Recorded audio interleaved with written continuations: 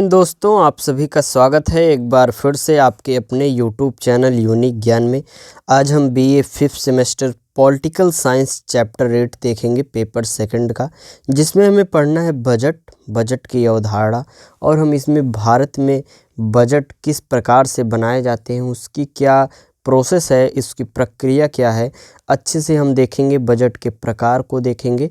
चलिए वीडियो को स्टार्ट करते हैं। अगर आप चैनल पर नए हैं तो चैनल को सब्सक्राइब कर लीजिए, क्योंकि आपका जो सिलेबस है पूरा यहाँ पर कंप्लीट कराया जाएगा। और नोट्स प्राप्त करना चाहते हैं तो टेलीग्राम चैनल को ज्वाइन कीजिए, जिसका लिंक आपको डिस्क्रिप्शन बॉक्स में मिल जाएगा। साथ ही साथ इसके पहले के जो 7 चैप्टर्स आपको कराए गए हैं, अगर आपने नहीं देखे हों तो चैनल पर विज़िट कीजिए। आपको BA 5th semester political science paper second classes के नाम से प्लेलिस्ट मिल जाएगी, या उसका लिंक आपको डिस्क्रिप्शन बॉक्स में मिल जाएगा, वहाँ से आप देख सकते हैं। तो चलिए देखते हैं बजट आखिर होता क्या है, बजट की परिभाषा क्या होती है। लोक प्रशासन का सबसे महत्वपूर्ण तत्व है वित्तीय व्यवस्था। लोक प्रशासन का सबसे महत्वपूर्ण तत्व क्या होता है? वित्तीय व्यवस्था होती है। और शासन द्वारा किए जाने वाले सभी कार्यों के लिए भारी मात्रा में धन की आवश्यकता होती है। किसी भी देश का शासन चलाना हो तो उसको एक प्रकार से जारी करने के लिए, उसको शासन करने के लिए भारी मात्रा में धन की आवश्यकता होती है। और यह धन कहाँ से आएगा, ये बहुत बड़ा प्रश्न है। वह किन मदों पर खर्च होगा, अर्थात किस क्षेत्र में खर्च होगा, किस क्षेत्र के विकास के लिए खर्च होगा, ये सभी बातें जो हैं, आदि जो बातें हैं, ये सभी सुविचारित और सुव्यवस्थित होनी चाहिए। और इसी व्यवस्था का नाम बजट है। जो देश का बजट बनता है उसमें कैसे धन आएगा देश के लिए, इस चीज़ की बात होती है। साथ ही साथ उसका खर्च कहाँ पे किया जाएगा, किस क्षेत्र में किया जाएगा, किस क्षेत्र के विकास के लिए किया जाएगा, यह जो व्यवस्था होती है यह बजट के अंतर्गत आती है। बजट शब्द की उत्पत्ति जो है एक फ्रांसीसी शब्द बूजे से हुई थी। बूजे का अर्थ होता है चमड़े का थैला। इसकी उत्पत्ति कहाँ से हुई थी? बजट शब्द की फ्रांसीसी शब्द बूजे से हुई थी। और बूजे का अर्थ क्या होता है? चमड़े का थैला। 1773 ईस्वी में इंग्लैंड में वित्त मंत्री ने आय व्यय का वार्षिक प्रतिवेदन प्रस्तुत करने के लिए संसद में अपना थैला खोला था, तो प्रतिपक्ष सदस्य चिल्लाए, बूजे बूजे। उस समय इन्होंने जब थैला खोला था तो उसके जो सदस्य थे वो बूजे बूजे चिल्लाए। तभी से इस व्यवस्था का नाम क्या पड़ गया? बजट पड़ गया। आगे देखेंगे हम इसकी परिभाषा कुछ विद्वानों के द्वारा। मुनरो के शब्दों में अगर हम जानना चाहें तो बजट में आने वाले वित्तीय वर्ष का नियोजन होता है। बजट में क्या होता है? मुनरो जी क्या कहते हैं कि बजट में जो आने वाला वर्ष होता है उसका वित्तीय वर्ष का एक प्रकार से उसमें नियोजन होता है। इसमें एक ओर तो प्रत्येक वस्तु से होने वाली संबंधित आय के अनुमान होते हैं, तथा दूसरी ओर व्यय के अनुमान होते हैं। एक प्रकार से धन कहाँ से आएगा इसका भी अनुमान इसमें लगाया जाता है, और इसको किस क्षेत्र में इसका व्यय किया जाएगा इसका भी अनुमान बजट में लगाया जाता है। विलोबो की शब्दों में अगर हम जानना चाहें, विलोबी महोदय क्या कहते हैं? बजट शासन की आय व्यय का केवल अनुमान मात्र नहीं है, बल्कि इसमें शब्द अधिक हैं।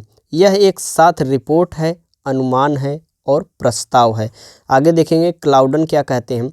बजट केवल आय व्यय का सामान्य संतुलन स्थापित करने का माध्यम नहीं है, बल्कि यह एक ऐसी प्रक्रिया है जिसमें अर्थव्यवस्था के प्रवाह को प्रवाहित करने के लिए कर एवं व्यय के उपकरण उपयोग में लाते हैं।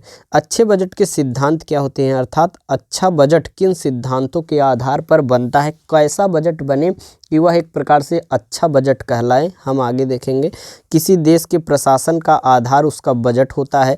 राज्य की उन्नति और आर्थिक विकास का आधार भी बजट होता है। आप बस ध्यान से सुनते रहिए, बहुत ही अच्छे तरीके से आपको चैप्टर जो है वह समझ में आ जाएगा, क्योंकि यह बहुत ही इजी चैप्टर है। बजट में क्या कार्य होते हैं, किस प्रकार के बजट बने अच्छे बजट कहलाते हैं, यह सभी बातें बहुत ही नॉर्मल भाषा में आपको यहाँ पर बताई जाएगी, साधारण भाषा में, जो कि आपको समझ में आ जाएगा। और भारत में बजट जब आपको बताया जाएगा तो इससे आप रिलेट कर पाएंगे और बहुत ही अच्छे तरीके से आपको समझ में आ जाएगा। आगे देखते हैं। अतः यह अत्यंत आवश्यक है कि शासन बजट का निर्माण बहुत सावधानी तथा बहुत विवेक के साथ करें। दूसरे शब्दों में उसका बजट एक श्रेष्ठ बजट हो। जो बजट बनाया जाए देश का, उसका जो बजट हो वह एक प्रकार से श्रेष्ठ बजट हो। अब प्रश्न उठता है कि श्रेष्ठ बजट क्या होता है? यह जो श्रेष्ठ बजट है वह क्या कहलाता है? वे कौन से सिद्धांत हैं जिनके पालन से बजट अच्छा बजट बनता है? सामान्यतः अच्छे बजट के सिद्धांत क्या क्या होते हैं, जिसमें से बजट जो है वह 3 प्रकार का होता है। पहला होता है घाटे के बजट, दूसरा होता है बचत के बजट तथा तीसरा होता है संतुलित बजट। अब ये घाटे के बजट क्या होते हैं, बचत के बजट क्या होते हैं और संतुलित के बजट क्या होता है, इन सभी बातों को हम देखेंगे। संतुलित बजट वह होता है जिसमें शासन की अनुमानित आय और शासन के अनुमानित व्यय के बीच संतुलन होता है। एक प्रकार से आय का जो अनुमान होता है और व्यय का जो अनुमान होता है उनके बीच में संतुलन होता है, तो वह संतुलित बजट कहलाता है। शासन आगामी वर्ष में जितना व्यय करना चाहता है उसके आय की स्पष्ट व्यवस्था बजट में होती है। और संतुलित बजट जो है वह सबसे अच्छा होता है, क्योंकि घाटे के बजट में घाटे को पूरा करने के लिए ऋण लेना पड़ता है या नोट छापने पड़ते हैं, जिससे सारी अर्थव्यवस्था जो है वह डगमगा जाती है। इसके विपरीत अगर हम बचत के बजट का अर्थ देखें तो शासन के पास धन है फिर भी वह विकास कार्यों में उसका व्यय नहीं कर सकती है। यह क्या है? आपका बचत का बजट है। अतः अच्छे बजट निर्माण का प्रथम सिद्धांत क्या है? संतुलित बजट होना चाहिए। दूसरा क्या है सिद्धांत? वार्षिक बजट। बजट कितनी भी अवधि के लिए बनाया जा सकता है। अगर कोई भी देश चाहे तो वह कितने भी वर्ष का बजट बना सकता है, 2 वर्ष के लिए बना सकता है, 5 वर्ष के लिए, परंतु सामान्यतः एक अच्छा बजट जो होता है वह 1 वर्ष के लिए ही बनाया जाता है। 1 वर्ष की अवधि ना तो बहुत अधिक है और ना ही बहुत कम। इस अवधि में किए गए कार्यों को सरलता से मूल्यांकन किया जा सकता है तथा साथ ही आय और व्यय का सही सही अनुमान भी लगाया जा सकता है। तो दूसरा सिद्धांत क्या हो गया? वार्षिक बजट बनाना चाहिए। तीसरा सिद्धांत क्या है एक अच्छा बजट बनाने के लिए?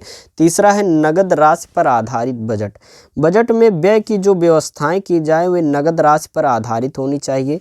जिस आय के आधार पर बजट बनाया जाता है वह आय वास्तविक और नगद होनी चाहिए।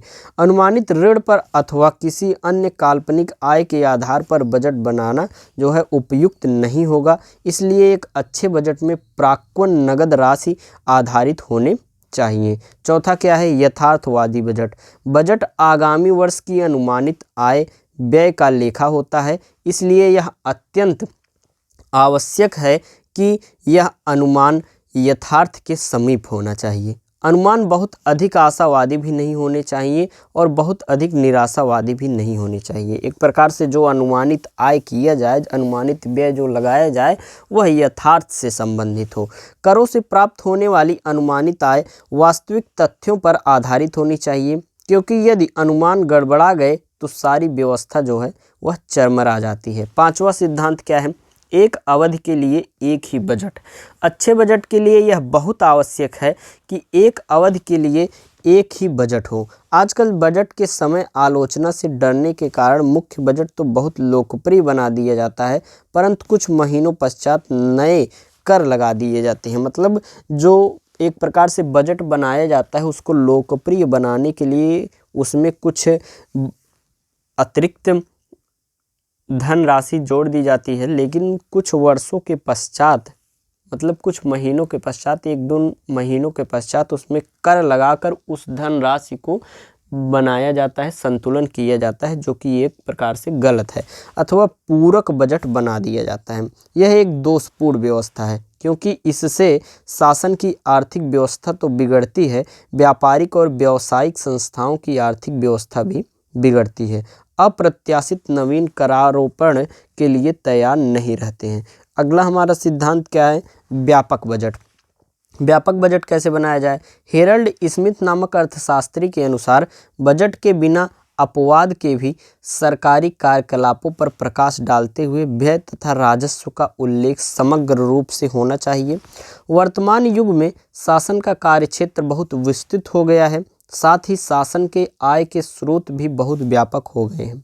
ऐसी अवस्था में अत्यंत आवश्यक है कि शासन संपूर्ण स्थितियों का ठीक ठाक आकलन कर एक व्यापक और समग्र बजट बनाए। सातवां क्या है कि स्पष्ट बजट बनाना चाहिए। जो भी बजट बनाया जाए वह स्पष्ट होना चाहिए। प्रायः आजकल बहुत कठिन और जटिल बजट बनाए जाते हैं, वे अच्छी तरह अर्थशास्त्रियों की समझ में ही नहीं आते, जबकि बजट का संबंध तो आम आदमी से होता है। जैसे कोई भी बजट बनाया जाता है वह भारत के हर एक नागरिक को देखना, एक प्रकार से वह देखते हैं तो उन्हें समझ में आना चाहिए। हर एक आम आदमी को वह बजट समझ में आना चाहिए। लेकिन प्रायः आजकल क्या होने लगा है कि बहुत ही कठिन और जटिल बजट बनाए जाने लगे हैं, जो कि बहुत ही कम अर्थशास्त्रियों को भी समझ में आते हैं। ऐसे में उचित यही है कि बजट सरल तथा स्पष्ट हो, ताकि एक आदमी जो है आम आदमी वह भी समझ सके बजट से उसे क्या राहत मिली है, अथवा बजट द्वारा उस पर कौन से नए दायित्व डाले गए हैं, ये सभी बातें वह समझ जाए। आगे हम देखेंगे भारत में बजट निर्माण की प्रक्रिया क्या है। हमने बजट के बारे में जान लिया, उसके प्रकार क्या हैं, उसके सिद्धांत क्या हैं, मतलब किन सिद्धांतों पर अगर हम बनाएं तो अच्छे से बजट का निर्माण होता है। इन सभी बातों को हमने जान लिया है। अगर वीडियो आपने लाइक न किया हो तो वीडियो लाइक कर दिया करिए, अपने दोस्तों के पास भी शेयर कर दिया करिए, क्योंकि बहुत ही अच्छे से आपको यहाँ पर पढ़ाया जा रहा है, जो कि आपके परीक्षा की दृष्टि से उपयोगी तो है ही। आप देखेंगे कमेंट में रिव्यू आप अगर देखेंगे तो आपको देखने को मिलेगा कि जो भी पेपर देकर आए हैं इस वीडियोस को देखकर, लेक्चर्स को देखकर, उनको बहुत ही पॉजिटिव आपको कमेंट रिव्यू देखने को मिलेंगे, क्योंकि जो भी पेपर हुआ है उनमें यहाँ से टॉपिक्स देखने को सीधे सीधे मिले हैं। जो भी आपके चैप्टर्स कराए जाते हैं बहुत ही कम समय में, हर एक चैप्टर को लगभग 15-20 मिनट का हर एक चैप्टर कराया जाता है। बहुत ही इम्पॉर्टेंट जो टॉपिक हैं वो कराए जाते हैं, जो परीक्षा की दृष्टि से उपयोगी होते हैं। तो चैनल पर बने रहिए, वीडियो लाइक करिए, अपने दोस्तों के पास भी शेयर कर दिया करिए, जिससे उनका भी थोड़ा सा लाभ हो सके। तो चलिए देखते हैं भारत में बजट निर्माण की प्रक्रिया क्या है, किस प्रकार से भारत में बजट का निर्माण किया जाता है। बजट जो है वह किसी शासन के आय व्यय का केवल अनुमानिक आलेख ही नहीं होता, वरन वह उस शासन की विचारधारा तथा नीतियों का भी दर्पण होता है। किसी भी व्यवस्था का संपूर्ण लोक प्रशासन वास्तव में उसके बजट पर ही निर्भर करता है। कोई भी सरकार हो, उसका बजट उसके एक प्रकार से व्यक्तित्व को दर्शाता है कि वह क्या कार्य करने वाला है, क्या नीतियां लगाने वाला है भारत के विकास के लिए या किसी भी देश के लिए बनाया जाता है। तो ऐसी अवस्था में बजट का बहुत महत्व है। भारत जैसे विकासशील देश के लिए तो बजट का महत्व और भी बढ़ जाता है, क्योंकि इसमें यह निर्धारित किया जाता है कि शासन समाज की आर्थिक समस्याओं को किस प्रकार सुलझाना चाहता है और विकास के कौन से काम अपने हाथ में लेना चाहते हैं। अगर हम बात करें तो भारत में 2 बजट बनाए जाते हैं। वह बजट कौन कौन से होते हैं देखेंगे हम। भारत में वार्षिक रूप से बजट बनाया जाता है और भारत का वित्तीय वर्ष क्या होता है 1 अप्रैल से 31 मार्च तक होता है। अगर आपसे पूछा जाए भारत का वित्तीय वर्ष क्या होता है तो 1 अप्रैल से 31 मार्च तक भारत का वित्तीय वर्ष होता है। बजट बनाने का काम वित्त मंत्रालय करता है। बजट बनाने का काम भारत में कौन करता है? वित्त मंत्रालय करता है। बजट बनाने के पश्चात उसे संसद के विचार के लिए, संसद की स्वीकृति के लिए संसद के सम्मुख रखा जाता है। स्वीकृति के पश्चात उसे क्रियान्वित कर दिया जाता है। वित्त मंत्रालय द्वारा बजट बनाया जाता है, फिर उसे संसद के सामने प्रस्तुत किया जाता है उसकी विचार के लिए, उसकी स्वीकृति के लिए। उसके पश्चात उसको क्रियान्वित किया जाता है। भारत में संघात्मक शासन प्रणाली होने के कारण राज्य सरकारों के बजट जो हैं वह अलग बनते हैं और केंद्र सरकार का बजट अलग बनता है। एक प्रकार से राज्य सरकार जो होती है उसका बजट अलग बनता है और केंद्र सरकार जो होती है उसका बजट अलग बनता है। यह भारत के बजट से तात्पर्य केंद्रीय सरकार के बजट से है। केंद्रीय सरकार 2 बजट बनाती है। रेलवे का बजट अलग बनता है और इसे रेल मंत्रालय बनाता है। इसके संबंध केवल भारतीय रेल पर होने वाली आय व्यय से होता है। रेल बजट के अतिरिक्त लोक प्रशासन की संपूर्ण वित्तीय स्थिति के लिए मुख्य बजट बनता है। यह बजट वित्त मंत्रालय बनाता है। केंद्र सरकार जो है केंद्र में दो बजट बनते हैं, एक रेल मंत्रालय बनाता है, एक वित्त मंत्रालय बनाता है। इसे बनाने का दायित्व भारत के वित्त मंत्री का होता है। जो मुख्य बजट होता है उसका दायित्व जो है वित्त मंत्री को होता है। इस बजट में पूरा वित्तीय विवरण, ओवरऑल इकोनॉमिक रिव्यू भी होता है। इसमें गत वर्ष की आर्थिक स्थितियों का विश्लेषण तथा नए वर्ष की आर्थिक स्थितियों का अनुमान रहता है। बजट के दो भाग रहते हैं। पहले भाग में शासन को विभिन्न मदों में होने वाली आय का वर्णन होता है और इन बजटों के अतिरिक्त भारत में केंद्रीय सरकार समय समय पर नए कर लगाती रहती है। इससे बजट की संपूर्ण व्यवस्था जो है वह अस्त व्यस्त हो जाती है। अब हम बात करें बजट की तैयारी कैसे होती है, मतलब शुरुआत कैसे होता है, उसकी प्रक्रिया शुरू कहाँ से होती है बजट बनाने की। प्रतिवर्ष 28 फरवरी को वित्तीय बजट वित्त मंत्री द्वारा संसद के सम्मुख प्रस्तुत कर दिया जाता है। कब किया जाता है? 28 फरवरी को। परंतु बजट निर्माण की तैयारी जो है वह 8 माह पूर्व कर दी जाती है। सितंबर में वित्त मंत्रालय शासन के सभी विभागों को एक पत्रक भेजता है और इस पत्रक में विभाग के आगामी वर्ष के लिए सूचना मांगी जाती है। यह पूछा जाता है कि क्या विभाग को कोई आवश्यक विकास कार्य करना है, यदि हाँ तो उसके लिए कितना धन चाहिए। शासन का प्रत्येक विभाग अपना प्रतिवेदन 15 अक्टूबर तक वित्त मंत्रालय को भेज देता है और साथ ही इस पत्रक की एक एक प्रति भारत के लेखपाल को भेज दी जाती है। सबसे पहले क्या होता है कि जो वित्त मंत्री होता है, वित्त मंत्रालय द्वारा सभी अलग अलग जो विभाग होते हैं उनको एक पत्रक भेज देता है और उनसे पूछता है कि आपका जो विभाग है उसमें अगर कोई कार्य करने हैं तो उसको बताइए और अगर नहीं करने हैं तो उसको बताइए, और अगर करने हैं तो उसमें कितना धन लगेगा यह भी आप लिखकर बताइए, जिसके आधार पर वह बनेगा। 15 अक्टूबर को सभी विभाग जो हैं अपने अपने पत्रक भेज देते हैं। 15 अक्टूबर तक वित्त मंत्रालय के पास पूरा विवरण पहुंच जाता है और कौन से विभाग का आगामी वर्ष के लिए अनुमानित खर्च कितना है तथा यदि उसकी आय यह है तो आय कितनी है, ये सभी बातें जो है वित्त मंत्रालय तक पहुंच जाती हैं। उसके पश्चात महालेखापाल द्वारा विभागीय विवरण का परीक्षण किया जाता है। शासन के सभी विभागों द्वारा वित्त मंत्रालय के भेजे गए विवरण की जो प्रति महालेखापाल के पास आती है वह महालेखापाल का विभाग उसकी बारीकी से जांच करता है। नए खर्चों का वह अध्ययन करता है और कहीं खर्च अनावश्यक तो नहीं है, कहीं खर्च ज़्यादा तो नहीं है। सब प्रकार की जांच करने के पश्चात महालेखापाल का कार्यालय अपनी रिपोर्ट 15 दिन के भीतर शासन को दे देता है। 15 अक्टूबर को उसको मिलता है वित्त मंत्रालय को, वह महालेखापाल के पास पत्रक भेज देता है और वह जांच करता है जो ये इसमें खर्च बताए गए हैं कहीं वह अनावश्यक तो नहीं है या फिर अधिक तो नहीं है। इन सभी चीज़ों की जांच करके 15 दिन के पश्चात अर्थात 30 अक्टूबर को वह वापस कर देता है वित्त मंत्रालय को। इस प्रकार 30 अक्टूबर तक वित्त मंत्रालय में सभी विभागों के प्रतिवेदन के साथ महालेखापाल की रिपोर्ट जो है वह पहुंच जाती है। फिर वित्त मंत्रालय द्वारा बजट निर्माण में क्या कार्य किए जाते हैं इसको हम जानेंगे। शासन के सभी विभागों से प्राप्त प्रतिवेदनों पर महालेखापाल की रिपोर्ट के प्रकाश में वित्त मंत्रालय विचार करता है। वह विभागों की अनावश्यक और अनुचित मांगों को अस्वीकार कर देता है और सभी विभागों की मांगों और उसके प्रतिवेदनों पर शासन की अनुमति आय की परिधि में विचार किया जाता है। यदि कुछ नए खर्च आवश्यक हों तो उसके लिए आय के नए स्रोतों की खोज भी करनी पड़ती है। जो भी वित्त मंत्रालय का एक प्रमुख कार्य आय के निरंतर नए स्रोतों और भावी करों के बारे में विचार मंथन करते रहना है।